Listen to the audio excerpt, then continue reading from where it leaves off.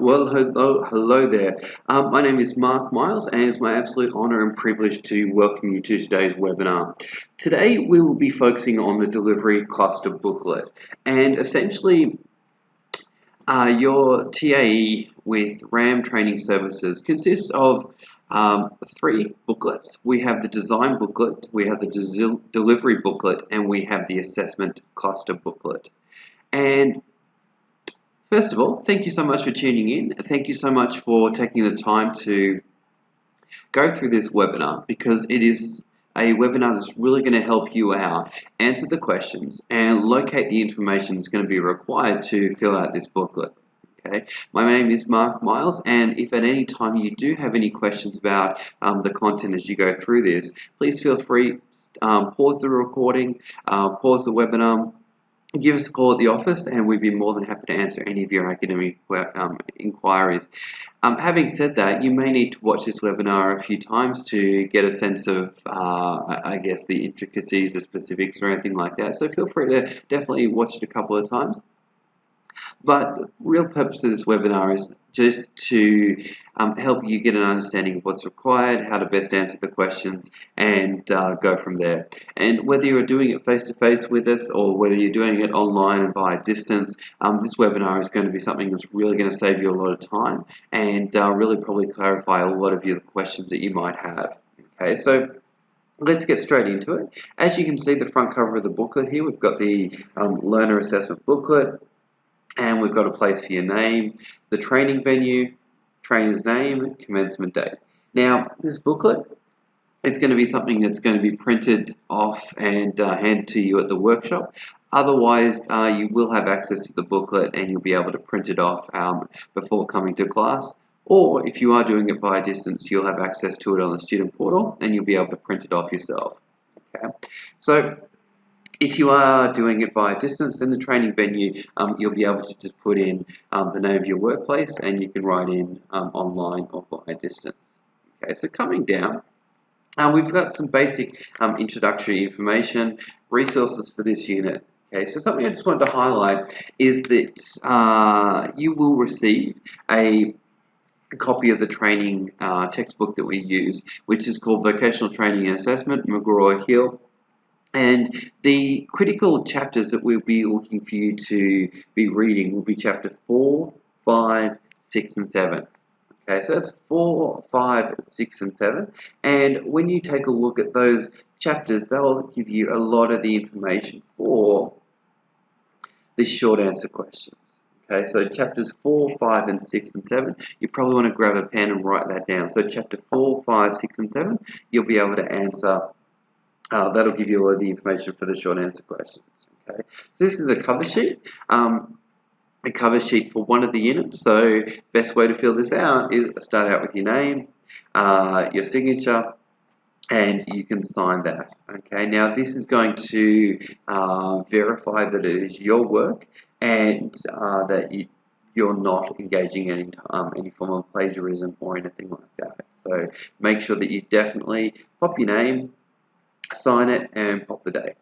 Okay, and we're going to do that again for the next unit, and we'll do that again for the next unit.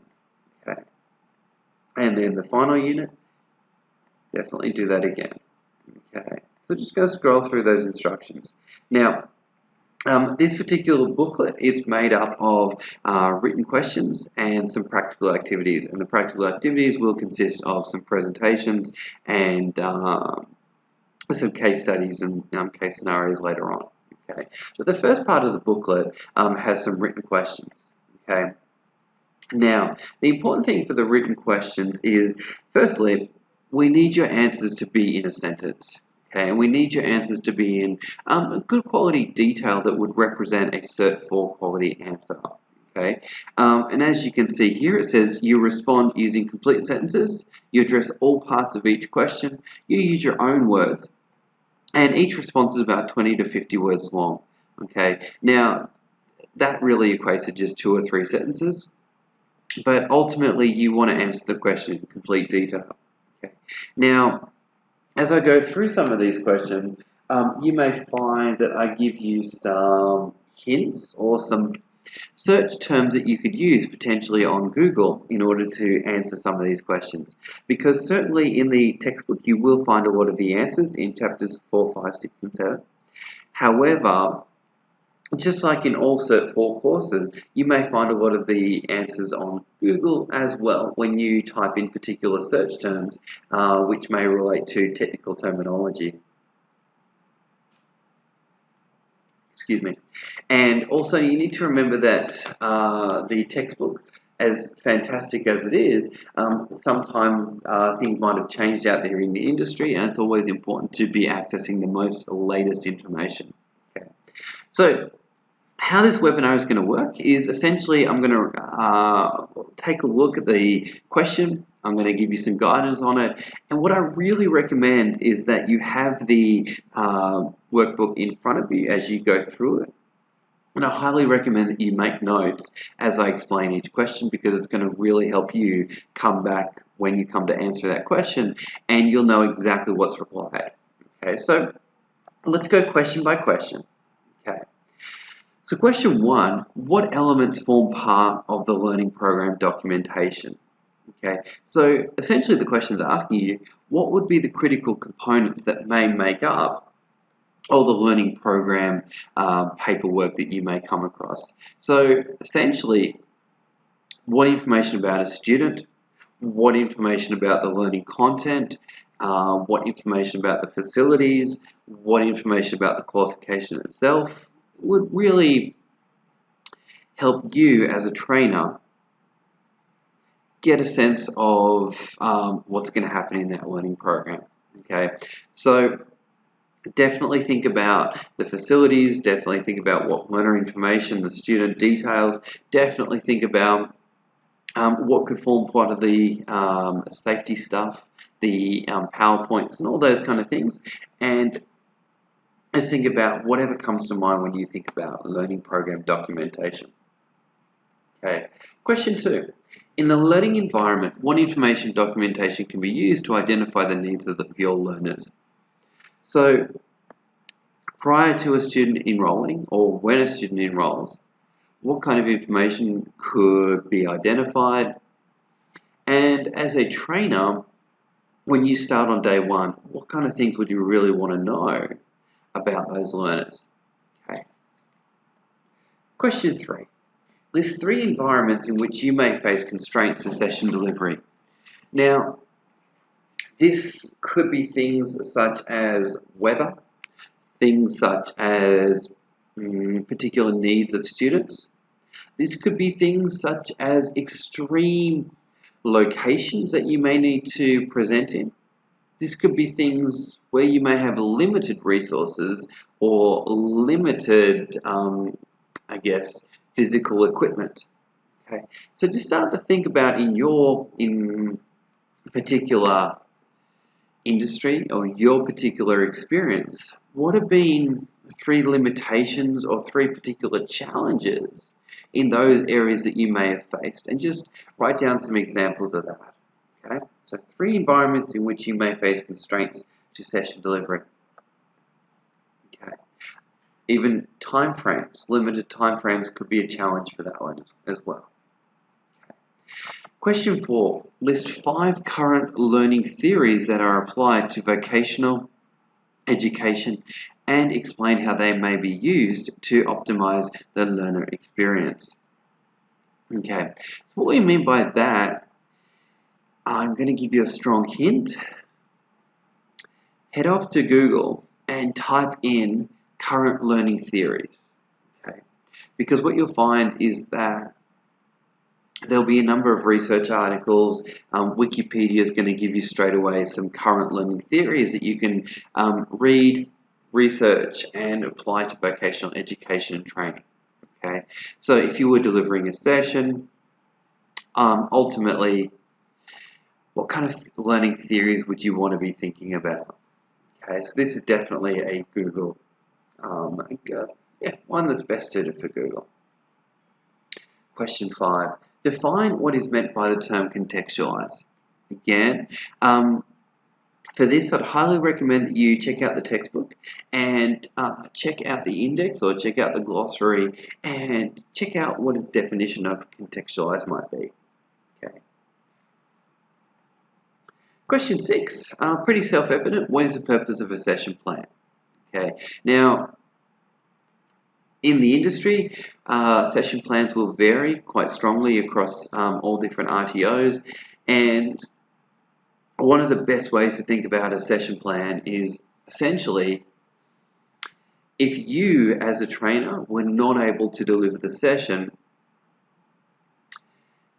how would you make sure that that session was delivered in a way that you were happy about?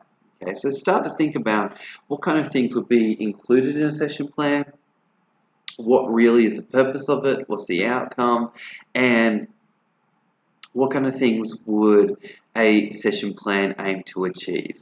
Okay. Now, if you need further clarification on that, feel free to even go to Google and type in session plan, purpose. Go to the textbook and check out how does that define the session plan itself. Okay. Now, question 7. What constitutes training materials? Now, without giving away the answer, but essentially training materials really could be anything at all that helps and aids the training process for a learner. So if we think about your environment, your industry, have a think about what could be all the items that would aid a student to learn.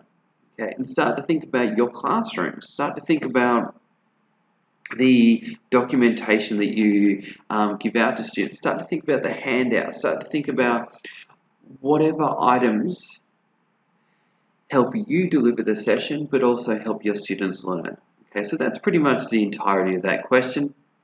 And so pop in a couple of sentences that would list and describe all the things that would aid to a student's learning and the process that they may go through within your RTO.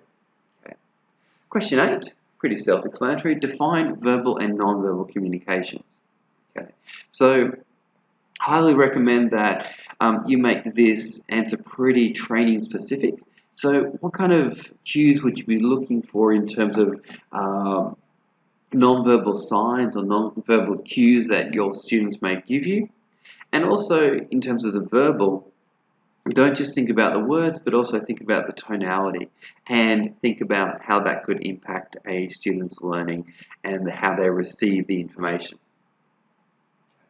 Question 9. What can a trainer facilitate a gain by monitoring learner verbal, non-verbal communication? Again, this relates to the question above, but start to think about if a student showed particular examples of non-verbal communication cues, how would you deal with that? Okay, and start to think about some examples. Again, definitely head to Google and type in non-verbal communication and non-verbal cues of learners and see what comes up. Okay, so question 10. What sources of WHS information could you access to determine any hazards in training environment? So probably when you're delivering your training, you want to think about the safety of your learners. Now that's going to be the safety of the equipment, safety of the building that you're in, the safety of the facility, safety of the case of emergencies. What are you going to do about that? How are you going to handle that? Okay, so start to think about if you are going to conduct your session very safe and you want to send your learners home, what are all the pieces of information that you would want to access in order to make sure that that is achieved? Okay. So definitely this is a question that you want to check out the textbook for, but also extend your research into safety of learners and also think about your workplace. Maybe it has some specific hazards that another workplace doesn't have. Okay, so you definitely want to be thinking about those and listing those out. Okay. Question 11. List the legislation, regulations, codes, and procedures that may be applicable to any trainer, facilitator delivering group sessions. Okay, so Think about this specifically to your workplace. What are some codes, regulations, or codes and procedures that may be very applicable to where you're delivering? However, naturally, one of the most important ones to definitely list here is the current WHS legislation for your state. Okay, and again, feel free to go to Google and type that in and find out what that could be. So WHS legislation, Victoria or Queensland, whatever might come up. Okay. Question 12. Provide one example of culturally sensitive communication. So the best way to approach this question is think about if you had a student from a different culture that was attending your training session or a training session that you may envisage in your workplace. And think about, okay, if you had someone that was from a non-Australian background or a non-Anglo-Saxon background, pick one of those backgrounds, such as Saudi Arabian, such as Thai, such as any background that is non-Australian, and think, okay, how would I make sure that the communication I had with that person was of a culturally sensitive nature and made that person feel respected, acknowledged, and part of the group? And think about also what were the things that you would definitely avoid doing as well. Okay. Question 13. What constitutes unacceptable behavior in the learning environment? This question is pretty self-evident, but essentially it's saying, as a trainer, what could be some behaviors that would disrupt the student's learning? And the learning of the student, the learning of other students, and also potentially the learning of that you're trying to deliver as a trainer. Okay, so I'm sure things like being late, so students being late would be something that would be quite unacceptable. Things like students being verbally abusive to other students, I'm sure that would definitely constitute unacceptable behavior. So think about maybe some of the things that you've experienced or things that you could experience that maybe would be quite detrimental to students learning what they need to learn and the flow of a training session. Okay. So, question 14. What are the different types of questions that you can ask during class to gauge the progress of a learner's learning?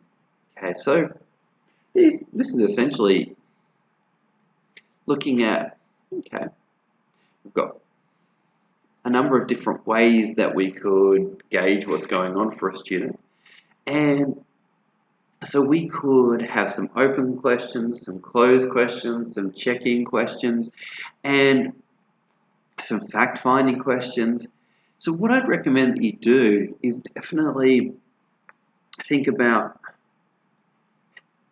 what are some examples of ways that you could, let me rephrase that. What are some example questions that you could ask your learner to see if they're keeping up and to see if they're comprehending the information that you're delivering?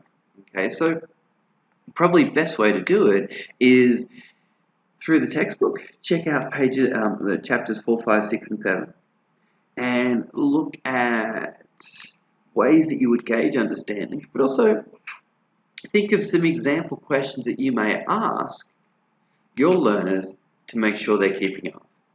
Okay. So question 15. List 3 training records that RTOs must keep.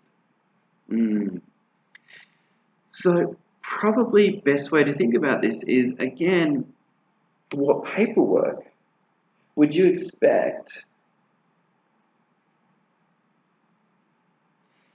RTOs to be keeping on their learners? And for this, you may want to check out other areas of the textbook and think about when a student enrolls, what kind of records will be kept? When a student graduates as such, what records might be kept? When a student attends a session, what records might be kept? Okay, so just start to think about what are the key bits of information that as an RTO they definitely want to keep. Question 16. Explain how you would use the diversity of your learner group as a resource to support and enrich the learning process. Naturally, as trainers, we want to make sure that everybody feels included. We also want to make sure that we get a wide variety of answers from a group, and diversity is definitely something that we want to draw on. Okay, so probably the best way to think about this question is think, I've got a number of nationalities in my room. I've got a number of people with a large amount of life experience. And ask yourself, how are you going to use that? And how are you going to make people feel even more valued for providing that information in the training context? And biggest thing to remember is, as a trainer, don't be afraid of people that have varied backgrounds. Think, how can I use that? How can I draw upon that? And how can I bring that into the session even stronger? Okay, so one thing to remember is there's always 4 roles of a trainer. Okay, we've got the instructor, coach, facilitator, and mentor. So as a facilitator, the diversity of your learner group will give you a lot of opportunities to set up activities to really get people to share their information, their life experience. Okay, so I hope that's given you enough hints and prompters on how to answer question 16. But there is definitely a large amount of research and data on how you can definitely use the diversity of your learner group as an asset. Question 17. Name and explain the 4 standard steps in any effective risk assessment process. Okay, so what I suggest is head to Google and type in safety in the learning environment. In Google, type in 4 steps in risk identification. See what comes up. Okay. I don't think you'll have too many challenges with this question. Just think about, though, that if you were about to deliver a session and you need to identify any risks for your students, what are the 4 stages that you would go through, or 4 steps? Question 18. Explain the hierarchy of control. So the best approach for this question is to go to Google and type in hierarchy of control. And you'll probably find a very fancy pyramid. And that pyramid is going to have a number of stages and steps to it. It's going to have some fancy colors. It's going to look very pretty. What I suggest that you do is draw that pyramid in this space here, and then definitely make a note of PPE and WHS policies that may be relevant to your workplace. But the easiest and fastest way to explain the hierarchy of control, go to Google, find the image, draw it in here, and then explain it in your own words to the best of your ability. Okay, question 19. What effects, positive and negative, can work-based training have in the workplace? So essentially what we're saying here is, if you as a trainer went and delivered training in the workplace, what could be the positive effects of that? And I'm sure that you could imagine that people would develop new skills, that morale would go up, and management would be happier with better performance, and all these different positive effects. But you can also appreciate that there would be some negative impacts and things that people would have to consider as well. And definitely we want to think about safety, we want to think about impact on routine of the work environment, and a couple of other things that would really get both management and trainer having to put in some extra thought around the planning. Okay, because when you're delivering training in an RTO environment, you're going to have positive and negative things to think about. In the workplace, you're going to have positive and negative things to think about as well. Okay, so just in your own mind, if you were going off to deliver a training at a particular workplace, think about what would be the positive effects of that, but also what could be the negative things that you also need to put, I guess, thought into, and I guess plan for, that may be specific to a workplace. And I know that safety of the trainer, safety of the learners, safety of other people is a big one. Okay, it's definitely a factor that. Question 20. List 4 of the most common adult learner styles. Okay, so you're definitely going to find information on this in the textbook. And you're definitely going to find information on Google about this as well. Challenge with this one is that when you type this into Google, you're going to find ample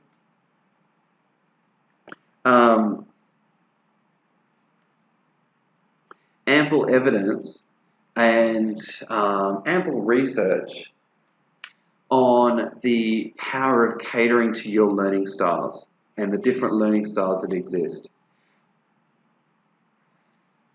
But we also need to remember that not any particular learning style is better than another. And in Google, you are going to find a number of different ones that are presented. So you're just looking for the main ones. And suggestion, in Google, type in learning styles and see what comes up. Okay. Question 21. What WHS legislation, name, year, and regulation covers workplaces in your state? Again, this is a little bit of a repetition of the previous question up the top, but ultimately, just keep it specific to your state. And if you're working with a state that has a couple of legislations, that's fine as well. Add those in. Question 22. Why is it important to know about the current work procedures and routines when planning training in the workplace? So if I rephrase the question, what would happen if you didn't know the workplace procedures and routines when planning your training and conducting it? What would happen if you did it at the wrong time? What would happen if you were not aware of your student schedules and things going on there? Okay. So question 23, what is a learning pathway? Now essentially a way to attack this question is, again, head to the textbook and look up in the index learning pathway, or on Google, simply type in the key search term learning pathway. Question 24. Give an example of a contractual requirement that may impact upon work-based training. Now, this is essentially getting you to think about, it's not, how do I put this? It's not necessarily a given that anybody and everybody can attend a training session at any time. And you may need to think about individual enterprise bargaining agreements. You may need to think about apprenticeships. You may need to think about traineeships. And you may need to think about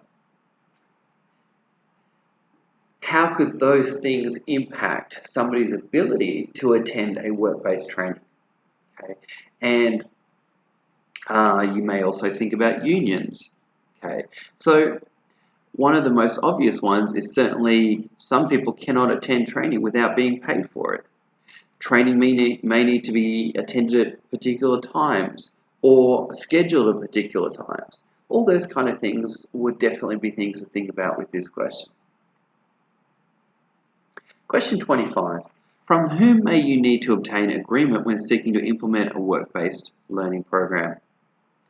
So you're heading off to a training environment or a training engagement, and probably you're going to need some permission to be there, to conduct it, and to engage with the students. So you need to think about, well, who would you need that permission from? Okay.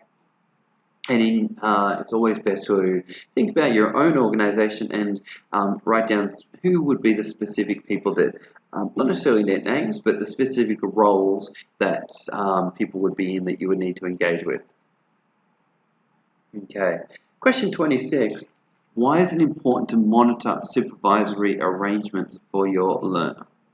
Again, this comes back to if you are training some students, well, you need to think about who would you contact if there was challenges with the students in the workplace, and who's going to be monitoring their learning if they're also doing work placements or independent learning back in the workplace. Okay. So why would it be important to know that person, and why would it be important to be keeping a check on who's looking after them and how they're traveling? Question 27. What does sequencing mean in relation to learning tasks, and why is it important?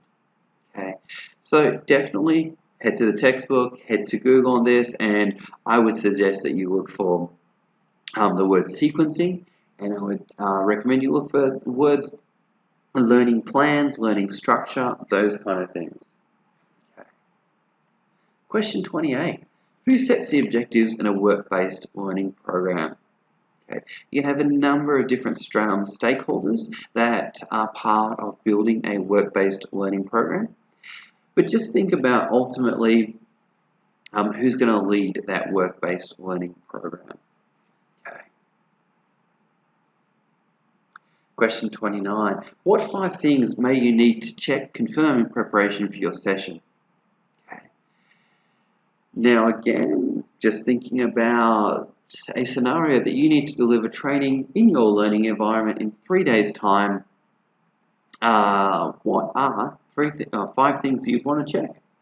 And probably these could fall under the headings of facilities, could fall under the headings of students, fall under the headings of equipment, could fall under the heading of training materials, and it could fall under the heading of language literacy and numeracy of your students. It could be anything at all, but just write down 5 things that you'd want to check and confirm if you had to deliver a training session in 2 or 3 days' time. Question 30. Why is closure important for a training mentoring situation? Okay.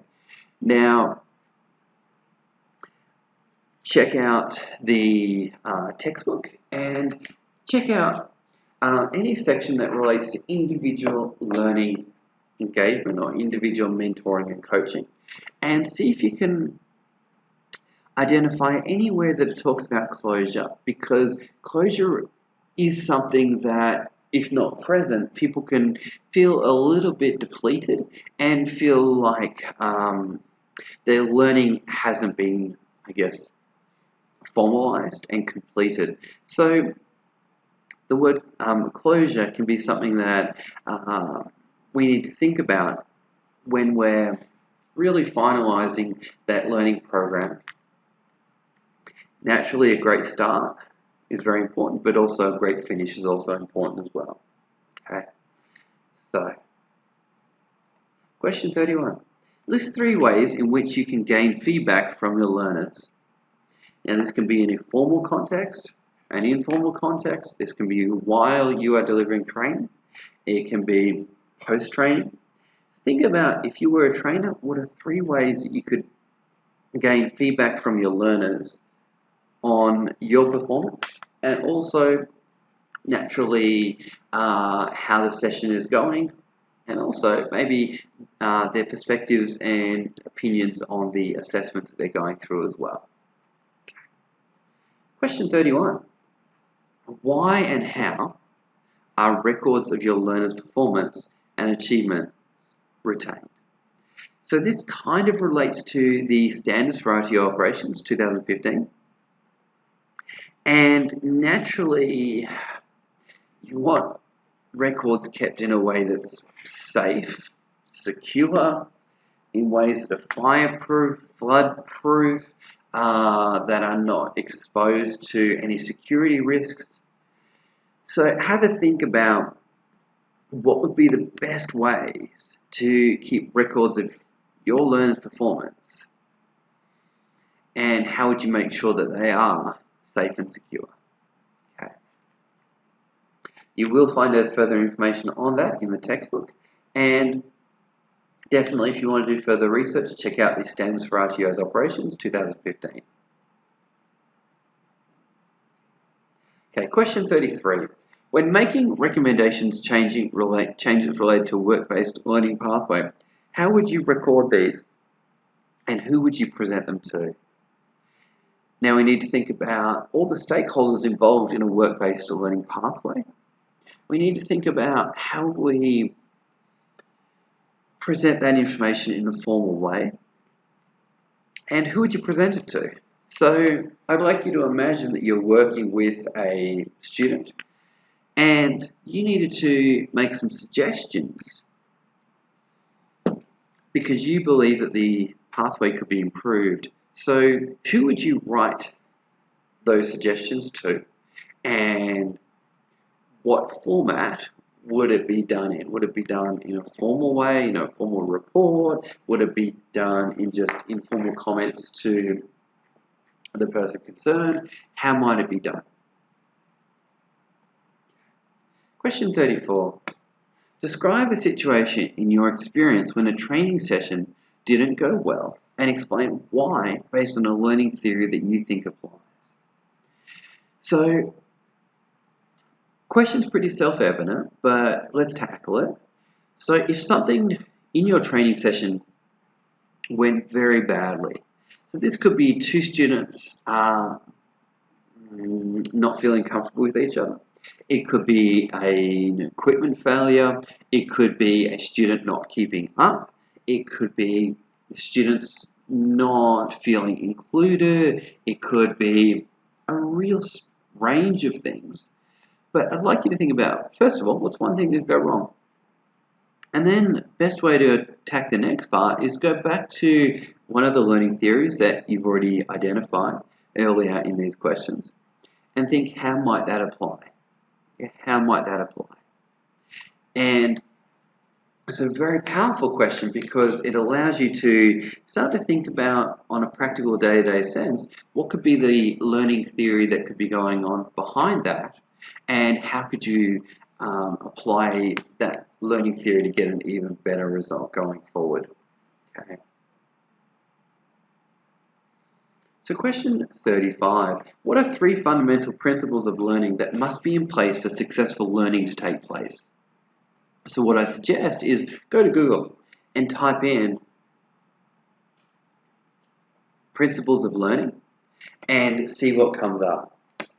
Essentially, you're going to find that there's a number of points of agreement that people have about what has to be in place for people to learn things. Okay, and these could be ranging to physiological, neurological. It could be based on motivation, relevance of information, all these different key fundamental principles. So definitely go to Google and type in 3 fundamental principles of learning and find the 3 that you love and that are most applicable for you and your learning environment. Question 36. What are the 7 principles of effective communication, and how would you ensure that you utilize them within your training session? So this, I'll give you a bit of a hack. Go to Google and type in 7 C's of communication. 7 C's of communication. It's going to give you the exact 7 that we're looking for. But essentially, for example, one of them that comes up will be, say, concise. Okay, so if one of them comes up that's concise, pop in the box there, concise, and then explain, well, how would you make sure that your information is going to be concise within your information delivery? And as you go through just listing the 7, make sure that you explain them a little bit in terms of how would you actually utilize that, and how would you adjust your information to make sure it meets those 7 C's. Question 37. List 6 common presentation aids or materials that you would use to support your presentations. So all you need to do is list 6 presentation aids. And I'm sure you can already imagine in a training session, one of the ones that immediately comes to mind, of course, is PowerPoint presentations. Okay, so there's one for you. Now think of 5 others that you could use that would help you deliver your content and naturally would increase the amount of engagement that you have with your learners. Okay, so that, folks, is the short answer questions. As I said, if you get stuck on the short answer questions at any time, give us a call at the office and we're more than happy to help you out. Naturally, feel free to go to Google. But one of the biggest things to remember is that with these delivery questions, make them as relevant as you can to your workplace, and really think about if you were in the trainer position and you were delivering the information, how could you answer the questions as best as possible. So just really put yourself in the mindset of a trainer when you answer these questions. So this section, all you need to do is go ahead and just sign it and then pop the date once you've completed this section. Okay. The assessor signature, date, please leave that blank, of course. So now let's quickly look at the presentation requirements. So as part of the requirements of this course, you'll be required to do 3 presentations. 3 presentations. Now, you can read through these instructions at your own leisure. However, I'll just summarize and I'll just go straight to the scenario in the first session. Okay. So with the presentations, you'll be able to do them in the face-to-face sessions that you do with us in class, or you may be able to do them in your workplace. If you do them in your workplace, you will need to record them, and you will need to have a diploma qualified TAE trainer assessor observe you when you conduct your sessions. Okay. So I'm hoping that's clear for you guys. If you have any questions at all, please give us a call and we're more than happy to clarify. Okay. So the first session is a presentation that you'll be doing, and the length will go for 30 minutes. We'll go for 30 minutes, and we have given you a scenario here. Now the scenario is that you're going to be delivering a training session to some people in an office environment. And it's related back to Julie Smithers, and she's a character from the Design Cluster booklet. Okay, so it relates to the learning program that you created for her. And essentially what we're looking to do is for you to find a unit of competency in the, let's say the Cert 1, 2, 3, Cert 3 Business Admin, Cert 4 Business, and from those you're going to pick out a title of a unit. So you can pick any unit at all, and you're going to pick and naturally pop in the code and title there. And one of our favorite units to recommend and check out is the BSB IND 201, Work Effectively in a Business Environment. Great unit to think about. But essentially we're thinking about Julie's team, and we're thinking that Julie's team's got some office issues going on.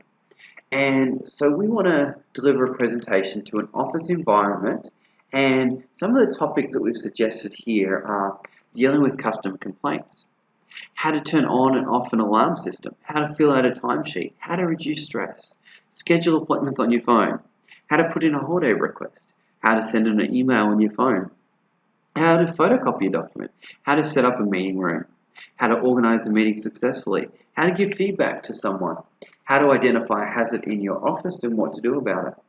Now you can also choose any other topic at all that would relate to a business environment, and definitely feel free to add it here and use a unit of your choice that would relate to a business environment. Okay. Now here we're getting you to think about your learner's characteristics. So we're getting you to think about, ideally, What are their language literacy and numeracy levels? What are their motivation levels? Are they enthusiastic? Are they disorganized? Are they really active? Are they, on the flip side, demotivated? Are they an older generation that struggle with technology? What are the kind of characteristics that they may face? And just list them here. Definitely we're looking for 5 or 6 answers on here, and definitely pop it into a sentence, please. Okay. Then next question, what are 3 ways that you will incorporate or adjust your delivery to cater for those audience characteristics? So if you've said that they are fantastic with technology, then you may want to build in lots of technology into your session, and you may want to get them doing activities with their phones or activities online, and definitely build that in. If you find that you've said that potential characteristics could be they're extremely poor with technology, well then naturally you're going to have less activities with technology, or you're going to allow extra practice time, whatever it might be. Okay. So these answers are really up to you and how you want to adjust delivery. So presentations 2 and 3, I'll come back and explain that later on. Okay. Safety requirements for your sessions. Okay. Naturally, the safety of your learning environment is very important, and you want to make sure that your learners are well taken care of. Okay, so the first thing we're going to ask you to do is, whether you're in a workshop face-to-face with us or you're going through this course in a distance capacity, we want you to deliver your training in a way that your learners are supported and any hazards in the room are going to be identified and minimized. Okay, so we've got a classroom hazard and risk assessment form that we're going to get you guys to fill out, and that's going to be ticking yes or no's, all the way through the checklist, and naturally at the end of it, we're going to identify any risks, and then the measure is, well, how are you going to control that risk from taking place, or risk from impacting a student in your learning environment. Now, some of these may not be applicable to your learning environment, but go ahead and tick yeses or no's anyway. And if it's absolutely not applicable, feel free to write NA if that's what you'd like to do. Okay, so make sure that you've ticked each of the boxes yes or no as you go through it, and if something's completely not applicable, feel free to write not applicable on the margin there. Okay, so as a trainer, so for you, make sure you sign it, so you put your name, sign it, and put the date. Okay, if you are doing it in class with us, please leave this until you come to class, and you'll be able to do this on the learning environment that you have at RAM Training Services. Okay. As part of the safety, we also want you to think about the evacuation procedures. So this part is asking you to obtain a copy of the evacuation procedures for your proposed venue or venues. And one of the ways that we suggest people to do this is take a photo of the evacuation plan and print that off and attach it to this book. B is saying, list the 6 steps that you would mention to your learners, audiences, to ensure safe evacuation in case of emergency. So think about, what are 6 things that you would say to students upon commencing your class, and these could be things like, if alarm rings, we will stop work. 2, if the alarm sounds like whoop whoop, or any kind of funny sound, just write down what would be the 6 things that you would tell your students to do in the case of an emergency. So here we have session plan 1. Now this is the session plan that's going to relate to your first session. Now your first session can go for 30 to 40 minutes. And if we remember, it's about Julie's work team. Okay, so we've got 40 minutes in here, but that's just a guide. Okay, so ultimately the first presentation that you do is going to be 30 minutes long. And then the other 2 sessions are going to be 40 minutes each, and I'll explain that later. Okay. So this session plan, these things here on the left are just guides. And essentially the purpose of a session plan is to really give you some key points that you're going to cover in your session, and it's also going to remind you of how you're going to do that. Another way to think about a session plan is if something happened to you as a trainer, how would you make sure that somebody else replicated and delivered the session the way that you wanted it done? Okay. So the more specific you are, the better the session plan will be, and also the higher the probability that somebody is going to deliver it the way that you want it done. However, a session plan does not need to be a scripted, hi, my name is, and every single word scripted out. Okay, so don't go overboard, but at the same time, make sure that you include all of the key items. Okay, so if we think about an example for Julie's scenario, it could be things like learning outcomes could be by the end of the session, you'll be able to set up a meeting room successfully and invite everybody to come and have a successful meeting. Okay. Now, ground rules naturally are very important for your training session. So it could be ground rule number 1 could be phones on quiet or phones on silent. Question 2 could be respect all students. Question 3 could be participate fully. Ground rule 4 could be, let's see, take notes. Question 5, ground rule 5 could be, let's see, come back from breaks on time. Ground rule 6 could be, let's see, what else could we have? If the phone rings, you may take the call, but please take it outside. Anything at all, any kind of ground rules that you think would be applicable for your learning environment. Some learning environments, you have to say no smoking, things like that. Okay, but we have to have ground rules in there for sure. Reasons for learning, you definitely want to list out and mention to your learners, well, what are all the consequences going to be if they don't hear and act on the information you're about to tell them? So if we go back to organising meetings, it could be, have you ever been to a meeting and you've had people turn up late? Or have you ever been to a meeting and it's been a complete waste of your time? Or have you ever gone to a meeting, gone away, and nothing's been done for that meeting?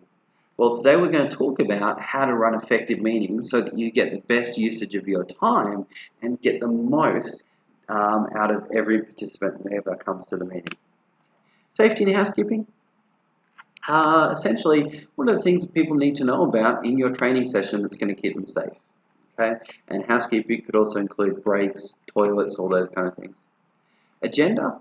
What are the key points that you're going to cover in your training session? And you're just going to list them out. Okay, body, explain. Well, you're just going to start to explain the content, explain the concepts, and explain the key items that you need to know. Next, apply activities. So this section, you're just going to list out any activities that your learner group will go through as they have the session. This could be role plays, it could be case studies, it could be anything at all. Summary. So this section, what have you covered in the session? And conclusion assessment is going forward. What do you want your students to remember? And also, what do you want them to do? So in here you may include things like your assessment for this session will be XYZ, or your homework will be XYZ, whatever it might be. Okay, so summary, what's been covered in the session, assessment, conclusion, what's going to happen going forward. Okay, so let me know if you've got any questions about the session plan and how to fill it out. Please keep in mind, session plans vary across all different RTOs. This is only one model, and this structure, feel free to change it up, move things around, that's totally fine. But ultimately, a session plan just needs to be as comprehensive as possible so that the session itself can be delivered in a replicatable way. Okay. So next, we have the attendance form. Now, this needs to be filled out by a minimum of 4 participants that attend your session. So in the facilitator name, go ahead and put your name, session title will be what you're talking about, and the topic. Date is going to be the topic of the date that you do the presentation. Okay. Learner name of your learners, and naturally make sure you've got 4 in there, their phone number, email, and signature. And this information is very important because we need to be able to verify authenticity and this training session actually happened. Okay, so that's the purpose that we've got this. That's the purpose that we've got this information in there for. Okay, and if you come to our workshops, definitely this will be filled out, and the students that you do the course with will become your audience for this. Okay. So if we now take a look at the feedback form, well, this section's filled out, top part's filled out by you, and the next part's filled out by your assessor who's going to be observing your session. Okay, now that could be one of the RAM trainers, or as we've already discussed, it could be a assessor from your workplace. Okay, but don't forget they have to have the diploma of TAE in order to be able to assess you and to observe you. Okay, so we've got name of observer qualification, observer's phone number, and email address. Okay, so they're going to observe you. Go ahead and they're going to tick the yeses, the satisfactories, and this is really a form for them to fill out. Okay. Now, here we have a feedback form that's going to be filled out by one of your participants in your session. Okay, so you're going to give this form to one of the learners that's in your group. As they go through your session, they're going to be making notes, learning lots of information, of course. At the end of the session, you'll get them to fill out that form. Now, self-reflection number 1. So after you've received the feedback from your participant, you're going to have to think about, well, how could you enhance your delivery even more to get an even better result? Okay, so think back on what you did and then think about, okay, well, how could I adjust it to get an even better result? And this could be based on the feedback you get, but also self-reflection, the things that come to you after you've delivered your session. And we need to appreciate there's no such thing as a perfect training session ever at all. Now, next part. Okay, this page left intentionally blank for presentation materials to be attached. So we're going to encourage you to definitely, any handouts that you use, any activities, any PowerPoint presentations that you use, make sure that you print them off and attach them here as well. Okay. Session plan 2. Now this one has to be for a period of 40 minutes, and these sessions are a little bit different. Session plan and session 2 and session 3 are specific to your industry, specific to more so your workplace. So the topic for session 2 and 3 can be absolutely anything at all that relates to your vocation. So the first session was about a business environment. Session 2 and 3 could be anything that relates to your world. So if you're working in nursing, feel free to make your session 2 and 3 about something specific to nursing. If you work in construction, feel free to make it specific to construction, whatever it might be. It could be any topic at all, but it definitely does need to relate to national units of competency, and it does need to relate to something that people would specifically be trained on. Okay, so it does need to be of a learning nature, and something that people are going to walk out with new skills and knowledge about. Okay, so like before, we fill out session plan 2, and then we fill out the attendance form. This time though, it must have a minimum number of 8 participants. Okay. Then we have another checklist form by the observer, the assessor, and we have another feedback form that you'll get your learner to fill out, or one of your participants. We have another self-reflection section. Again, here, attach the learning materials that you've used, or a copy of your PowerPoint, copy of any handouts, copy of any images, and potentially if you've used any flip charts, feel free to fold them up and attach them to your booklet as well. Okay. Session plan 3, same scenario, something from your workplace and a minimal length of 40 minutes. And if you're coming to face-to-face classes, we'll be doing the sessions 2 and 3 in class, of course. Now let's scroll down. Okay, session 3, attendance form, 8 participants. Okay.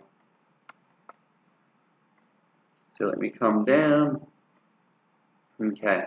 Now, the last project is a work-based learning pathway. Okay, this is a third section of the book, so not much more to go. And thank you so much for keeping up, and I'm hoping that this clarification is really helping you out. But we're up to the third section, and the third section is about a work-based learning pathway. And this section is more focused on individual learning situations. Okay, so we'll be going through this in class. But for those that are doing it by distance, appreciate that it would be as if you were sitting down with an individual, working with them and creating a learning pathway for them to do over a period of maybe 4 or 6 months. Okay. So what we've done here in this case scenario, we've provided you with 2 individuals, and we've got a case study here. And this particular case study is based on a company called Coffeeholics. Okay, now this coffee shop is located on the Gold Coast, and we have 2 individuals that are lacking in some skills. Most polite way to put it. We have Toby Smith here, who is consistently getting complaints about his customer service skills, and they say that he is occasionally rude, slow, and barely says hello to customers. However, he is excellent coffee barista. Sally, on the other hand, Sally Applegate is consistently getting complaints about her quality of coffee, and yet her hospitality skills and customer service go well beyond expectations. Okay, so we've got a bit of an issue here. Toby's got some terrible customer service, but Sally's got some terrible coffee situations going on. Okay, so you've been asked by Coffeeholics to prepare a learning program, and it's going to go through a number of stages, but essentially we're going to go through the templates now and help you understand the context of each of these templates and what to put in. Okay. So we'll go straight to the templates. Okay, so consultation form. And this first section is all about Toby. It's all about Toby. So, name of the client organization, well, we can imagine it's probably going to be Coffeeholics. Okay, date of initial consultation, just put in the date that you're filling out this form.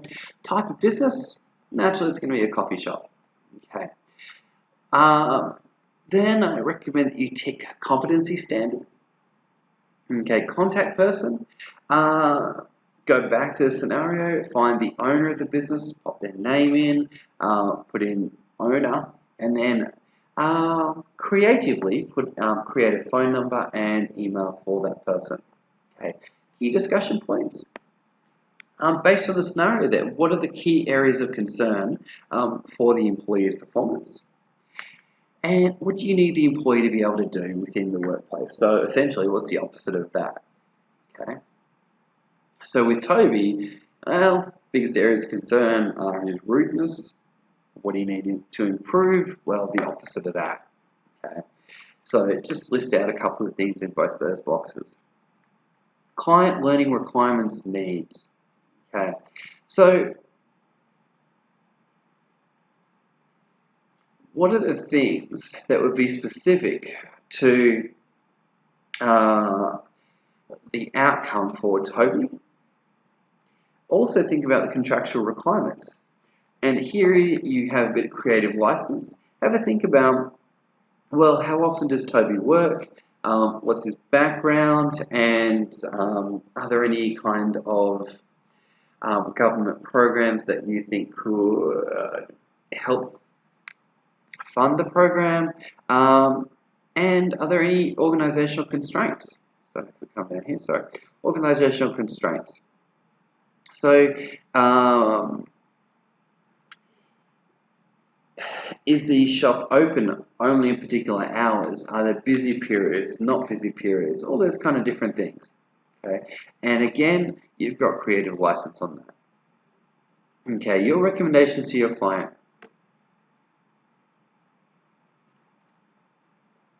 So in here, we want to think about what are some qualifications or some skill sets that might meet Toby's needs. So you want to be looking on www.training.gov.au and find, okay, what are some qualifications that may assist? Something like a skill set in customer service, or maybe a skill set in hospitality, or maybe a Cert 2 or Cert 3 in hospitality. Whatever you think would be appropriate. Okay. Now, delivery, assessment, context, and pathways. So, Toby, will it be best done on the job, off the job, independent learning, all those kind of different things? Totally up to you to recommend. Okay. Possible schedule. Well, do you think you should be trained on Mondays, Wednesdays, Thursdays, or Fridays? And how long for? Also, when would he be assessed? Would it be late Saturday afternoons or early Sunday mornings? What do you think would be best? Okay. There is no right or wrong in your recommendations at all. Just be creative and think, okay, for a coffee shop, what would be the best way to handle that? Characteristics of likely learners. So think about Toby. Think about what's going on for him and list out some couple of things that would describe him. Maybe he's disorganized, maybe he's tardy, maybe he's actually really enthusiastic. Totally up to you what you describe there. WHS requirements. Definitely in the coffee shop, there may be things that a trainer needs to know about, maybe some things that learners need to be made aware of and reminded of. Okay. Relevant workplace documents. What could be specific to a coffee shop? And remembering it's about Toby's challenge with customer service, we probably want to remind him about any items in the staff handbook that could impact his ability to deliver customer service. So sign that, pop the date, you're good to go. Learning program, pathway for individual. Okay, so name of RTO is definitely going to be RAM Training Services. Pop your name, client and employee's name, Coffeeholics, Toby Smith. Okay, goals of the program. Pretty self-evident.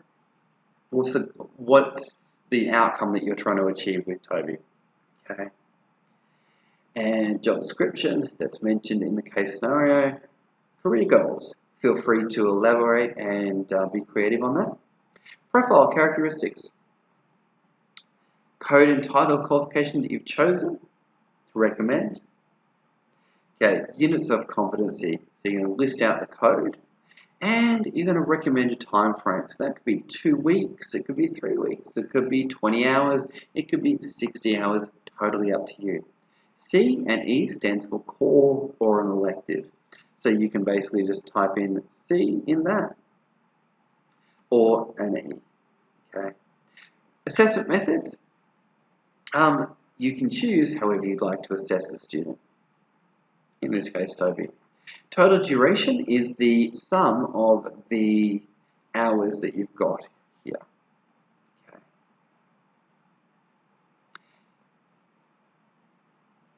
Now, if you come down, delivery strategies and options. Okay, so how is the information going to be delivered? Is it face-to-face workshops? Is it online learning? Whatever it might be. Organizational strategies. The following organizational strategies are proposed to support the work-based learning program. So we've got a suggestion in here: time away from work to complete the training. The following strategies used to monitor learning. How will you make sure Toby's keeping up to date with his learning? What processes will you have in place for that? Okay, the following strategies will be used to address barriers to effective participation. Well, you may offer extra LN support, you may offer assistance via Skype, whatever it might be. Now, we have a program budget. We need to think about, well, what's it going to cost the RTO? It's also going to cost Coffeeholics to get the program done. Okay. So feel free to put in some arbitrary numbers in here, just making some best guesses on costing. Okay, salary of staff, you could go $2,000, $6,000, $10,000, whatever you think would be appropriate based on the learning time frame that you've allocated. Okay. Workplace application. How would you ensure that learning is able to be transferred to transfer their skills and knowledge back to the workplace? Well, probably this comes back to the amount of realistic activities that are brought into the training, how many simulated tasks people are doing, and things like that. Okay. Learning material and resources required.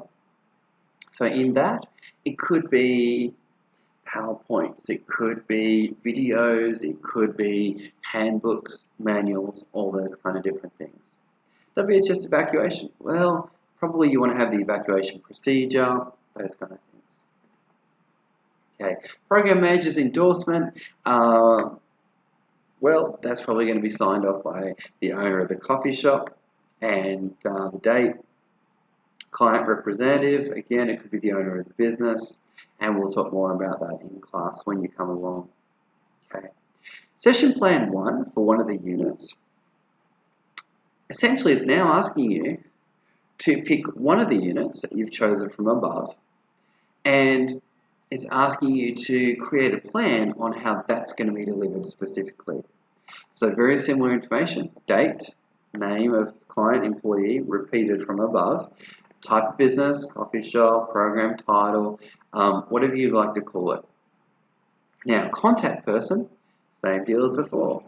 Qualification, unit to be delivered. You're going to pick one of the units.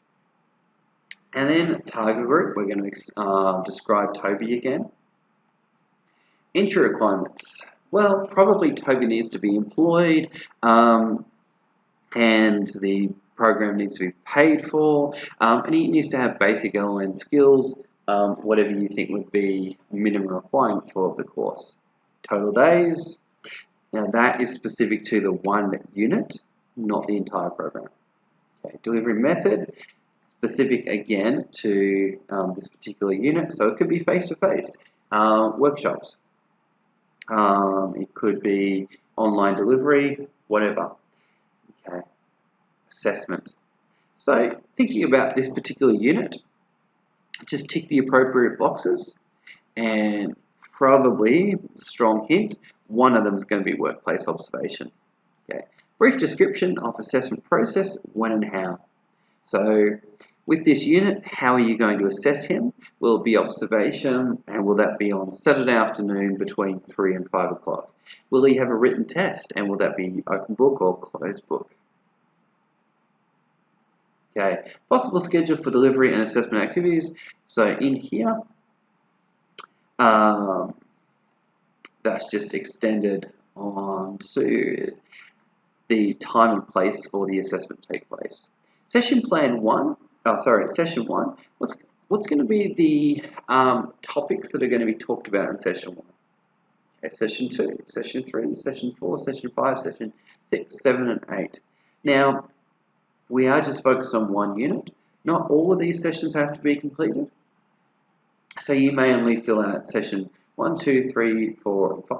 That's okay, but we have to cover all the items that are in the unit of competency itself. So one strong suggestion is definitely look at the element in the unit, put in the element name, and then think, what are the key items for that element that need to be covered? Okay. Review of learning program. What are the key risks that could be part of the learning program that need to be factored in? So budget costing more, extra trainers required, materials not being appropriate, those kind of things. Okay, post-implementation review. How will you review the plan? Okay, assessment. So unit of competency, pop the code in, and then tick how you're going to assess it. Following organizational strategies are proposed to support the work-based learning program. So how will the unit be, how will Toby's learning be supported? Okay, so probably you're going to look at extra shifts, or extra people to cover his shifts. He's going to have a flexible schedule. He's going to have a mentor, all these kind of different things. Okay. Strategies to be used to monitor learning. Well, how are you going to make sure that Toby's keeping up? That's all it means. Following strategies to be used to address barriers to effective participation. Well, how are we going to make sure that Toby is feeling, how do we put this? Like there's no limitations, and some things like LLN support, things like the phone number of the trainer, things like the email address of the trainer, can all go towards helping him effectively participate. Okay. Learner engagement. How will you encourage your learner to take self-responsibility? Learning materials, OH&S, strategies to monitor and review, very similar to above. Okay. So we've got session plan 1, and in this session plan, we're going to show, well, how are we going to teach one of these sessions that we've created? Okay, so session 1 could be about element 1 from the unit. So then if we come down here, session plan 1 would be about that element from that unit. Now, this section can start to get a little bit confusing because we're drawing on lots of different parts of information, but know that if you come to the face-to-face workshop, we're going to work through this quite systematically. However, at any point, if you're working through this via distance, feel free to give us a call and we'll explain it in more detail.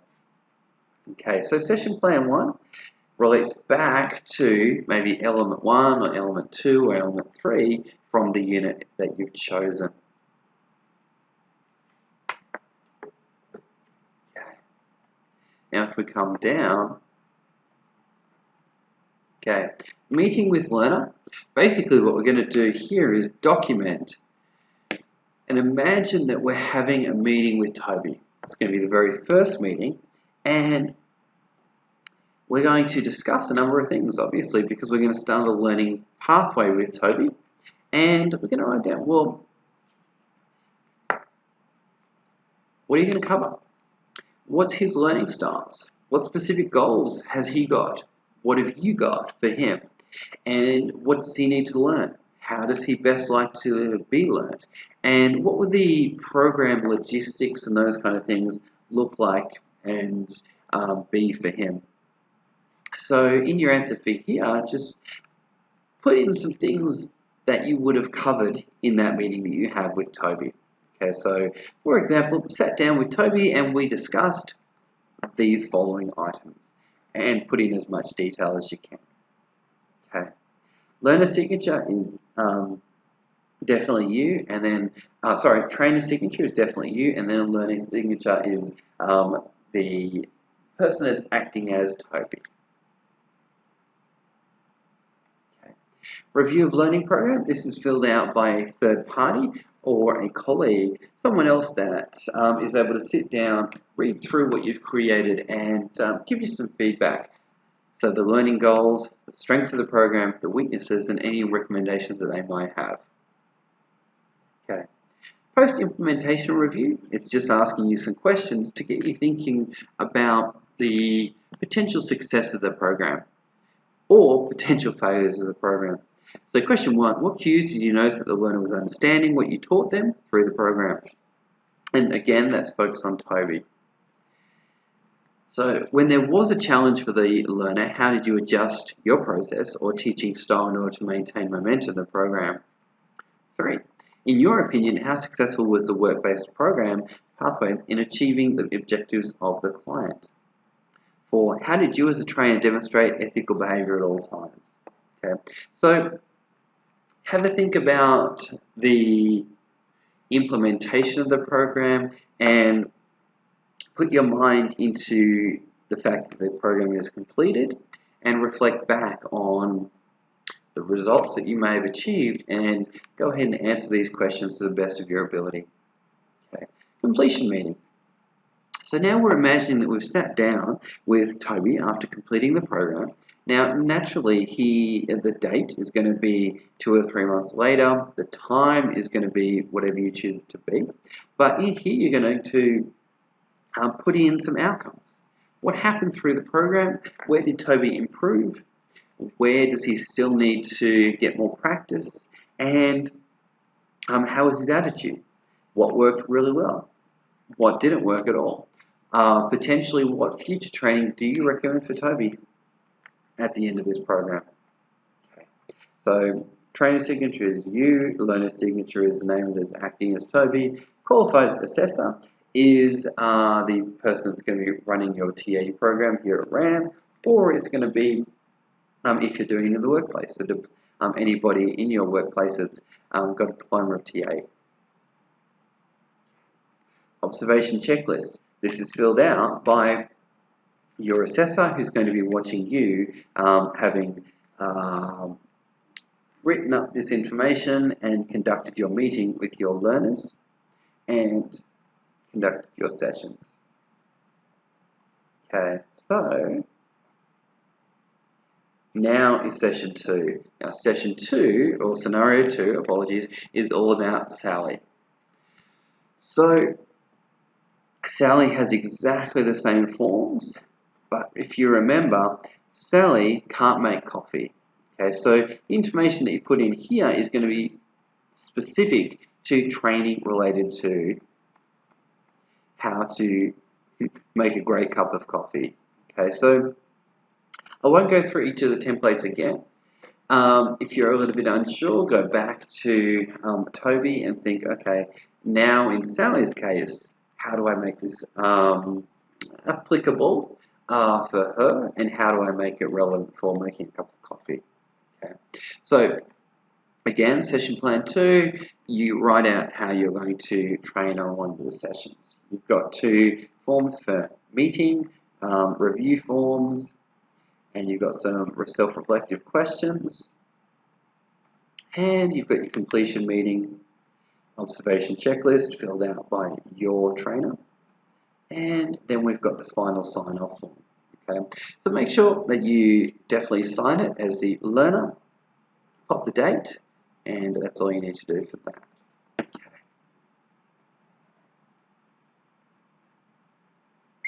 So that, folks, is the delivery cluster. And as I mentioned, it's made up of these short answer questions, the presentations, there's 3 of them, and then we've got the work-based learning pathways at the end of the book there.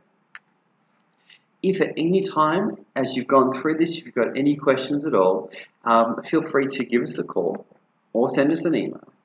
And know that if you come into the workshop, we'll be able to clarify any questions that you've got, but we'll be working through it quite systematically, and we'll be making sure that you know exactly how to approach each of the items. If you're doing it via distance, I hope this webinar has been helpful for you. And remember that Google is your best friend, and also the textbook. Check out chapters 4, 5, 6, and 7. And you'll be on the road to getting the delivery booklet done. So thank you so much for watching, and We really appreciate you choosing RAM Training Services to complete your TA.